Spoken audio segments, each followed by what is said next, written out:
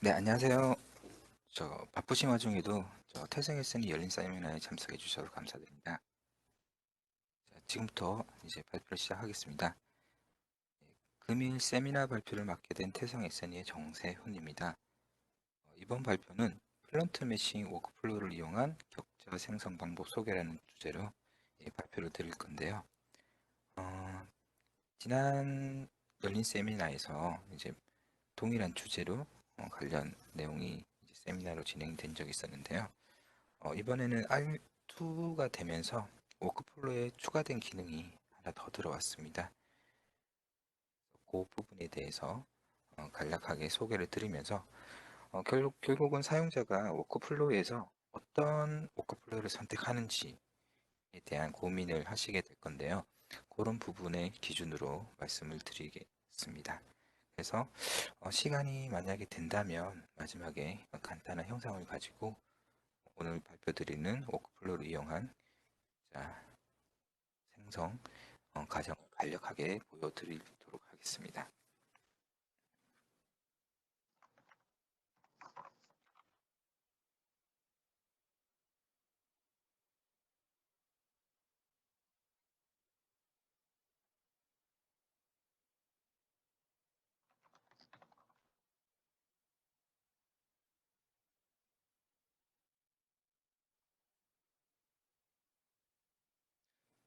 네, 일단 그 본 발표를 말씀드리기 전에 지금 보시는 그림은 플런트 매싱 워크플로우라고 차트가 나오는데요.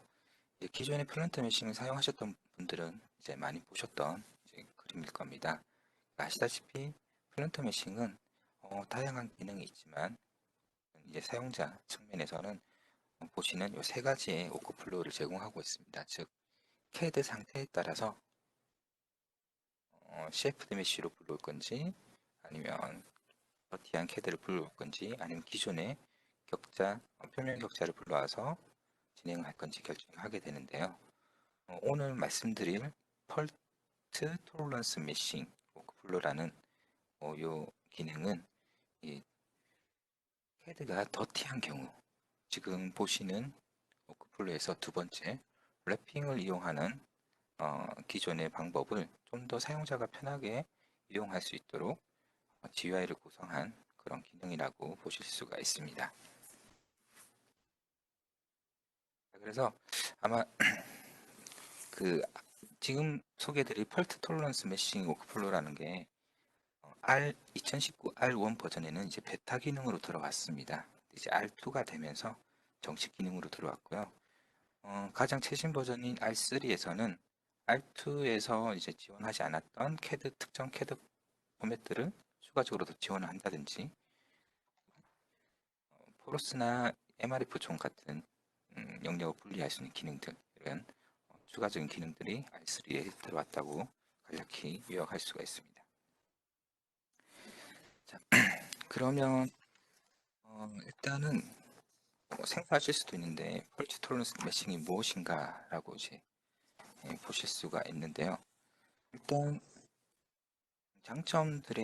장점이라고 보실 수 있는데 한마디로 더티한 CAD에 대해서 보통 우리가 그 CAD를 격자를 생성하는 단계에서 CAD를 수정하는 이런 과정들이 반드시 들어가게 되죠. 근데 그러한 CAD를 수정하는 과정을 플런트 매싱의 랩핑이라는 기법을 이용해서 그 과정을 좀 작업자가 줄이면서 효율적인 격자를 생성할 수 있는 어떤 일련의 과정을 이제 묶어놓은 기능이다라고 보실 수가 있고요. 어, 그래서 일단은 각각의 장점들은 이렇게 되어 있습니다. 일단 지금 보시는 그림이 이제 말씀드린 펄치 톨런스 매싱 워크플로우라는 이런 GUI가 됩니다. 그래서 사용자는 플랜트 매싱을 실행하시면 여기 보시는 그림과 같은 창이 활성화되고요. 워크플로우 탭에서 세 가지 옵션을 선택할 수가 있습니다.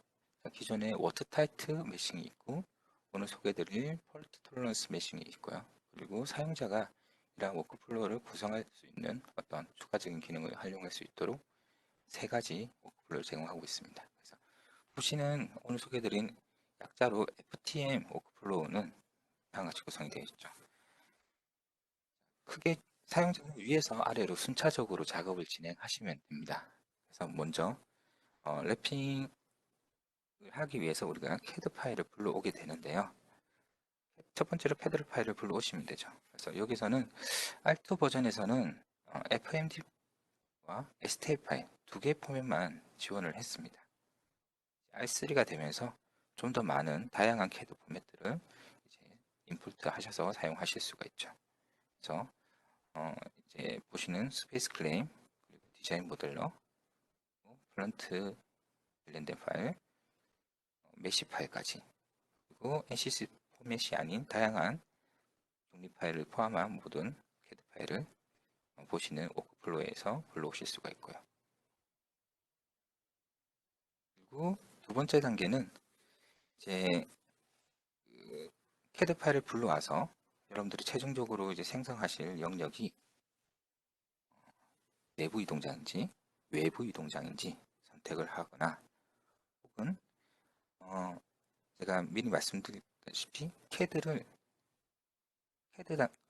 문제가 있는 경우 CAD에서 수정하는 게 아니라 플런트 매싱에서 이제 수정을 할 수 있는 그 특징이 있다고 말씀드렸는데 보시다시피 그 입출구에 어떤 리키지가 발생하는 부분들이 있다. 그러면 캠핑이라는 기능을 통해서 사용자는 솔리드에 대한 모델만 불러와서 바로 이 캠핑 옵션을 통해서 빠르게 이동장을 추출할 수 있는 기능도 이 워크플로우 안에 포함이 되어져 있습니다. 그래서 사용자가 내분지, 외분지 선택 옵션상에서 선택을 하고 리키지가 발생하고 있다면 캡 옵션을 사용하셔서 리키지를 막아주고요. 그 다음에 나머지 내용들은 일반적으로 우리가 이 격자 생성에 필요한 어떤 격자의 조밀도라든지 엣지에 대한 사이즈라든지 등등등을 이렇게 정의를 하게 됩니다. 그리고 추가적으로 나중에 말씀드리겠지만 이 랩핑을 하실 때 주의하셔야 되는 게 CAD 기반으로 격자를 생성하는 게 아니라 어떤 랩핑이라는 방법으로 특정 영역을 추출하게 됩니다. 근데 그 추출하는 어떤 형상의 어떤 해상도 여부를 이 기법에서는 이 어떤 엣지의 피처와 그리고 정의되어지는 사이즈 펑션에 의해서 형상의 그 해상도가 결정이 되죠. 그런 어떤 랩핑을 얼마만큼 디테일하게 할 건지 아니면 러프하게 할 건지 그런 부분들이 지금 단계에서 이루어진다고 보실 수가 있습니다. 자, 그러면 지금 앞서 보셨던 이런 단계에서 정의한 내용으로 플런트 매싱은 어떤 영역을 자동으로 추출을 하게 됩니다. 그래서 사용자는 이 단계에서 추출된 영역이 동장인지 혹은 필요 없는 보이드 영역인지 결정을 하실 수가 있고요. 그 다음에 이제 진행되는 부분이 앞서 어떤 큰 리키지가 있는 경우에는 캐핑을 통해서 그 누수되는 부분들을 해결을 하셨는데요. 지금 보시는 경우에는 어떤 표면에 어떤 그 누락된 면이 있다든지 혹은 도메인과 도메인 간에 어떤 실제로 붙어 있어야 되는데 갭이 없어야 되는데 있어야 된다든지 그런 경우들이 있을 겁니다.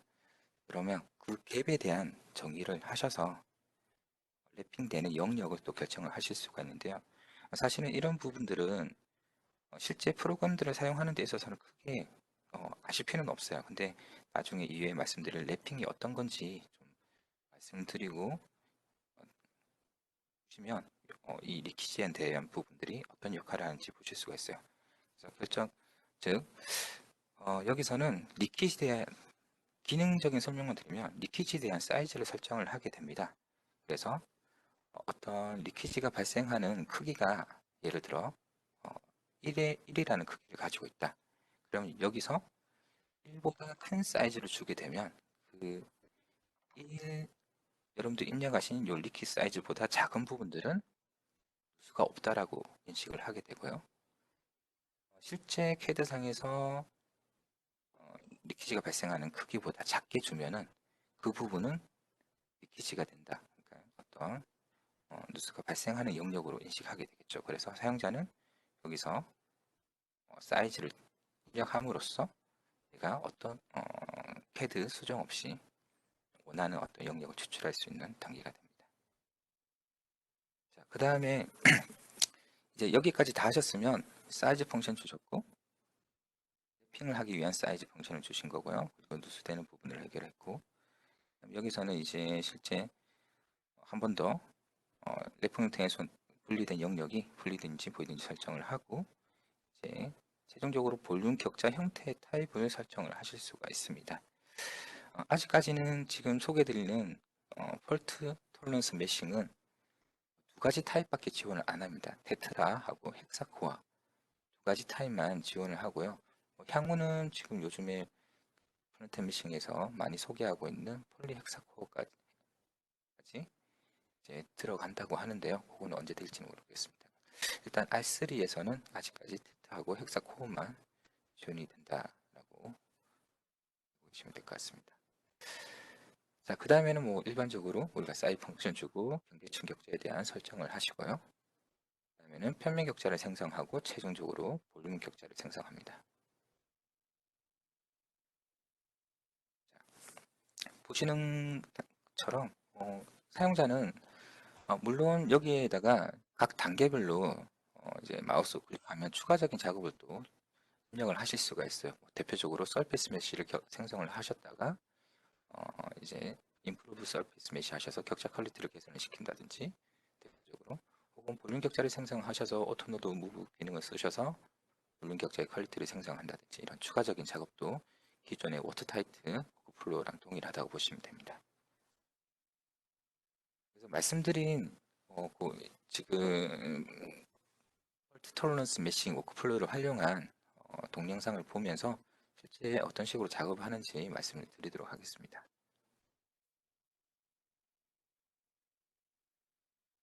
자, 지금 보시는 그림 이제 스페이스 클램에서 이제 어떤 형상들을 정의를 했는데요. 지금 초록색으로 표시된 부분들은 이제 외부 이동장의 격자를 볼륨 격자를 조밀하게 하기 위해서 BOI 영역이 될 거고요. 자, 지금 보시는 그림처럼 뭐 STL 파일도 들어가 있고요. CAD 파일도 들어가 있고요. 서페이스 바디도 들어가 있고 볼륨 바디도 들어가 있죠. 지금처럼 서페이스 바디가 서페이스가 인터랙션 된다든지 볼륨 바디하고 볼륨 바디가 오버랩 된다든지 이런 캐드적인 그리고 샤프한 이런 캡들이 있는 부분들 이런 캐드적으로 지금 문제점들이 많은 상황들입니다. 그래서 정통적인 방식은 이런 문제점들을 다 해결하고 넘겨셔야 되겠죠. 근데 이제 플런트 지금 소개드린 플런트 메싱에서는 어떤 식으로 처리하는지 한번 확인해 보시면 일단 캐드 파일을 불러오면 지금 보시는 그림이 캐드 어셈블리 매니저라고 해서 사용자가 이제 파트가 많은 경우들에 대해서 원하는 부분만 선택적으로 확인을 하실 수도 있고요. 그래서 인풋하면서 생성된 표면 격자를 확인하실 수가 있고 미리 보기를 통해서 이제 수정해야 되는 부분들을 사용자는 미리 체크를 하실 수가 있는 거죠. 그래서 필요한 부분만 선택해서 이 드래그 드랍 방식으로 실제 작업할 영역들을 선택을 하실 수가 있습니다. 지금처럼 어떤 뭐 바퀴 부분에 격자들이 이렇게 성긴 격자들이 들어가는데요. 지금 사이즈를 제어하셔서 좀 파인한 격자로 빠르게 넣는 것을 확인하실 수가 있고요.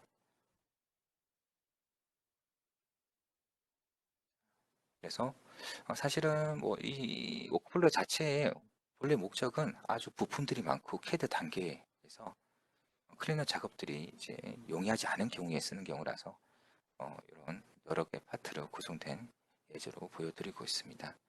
그래서 보시는 뒤쪽 바퀴에 대해서도 사이즈를 주셔서 빠르게 서페이스 격자를 다시 재생성한 걸 하실 수가 있죠.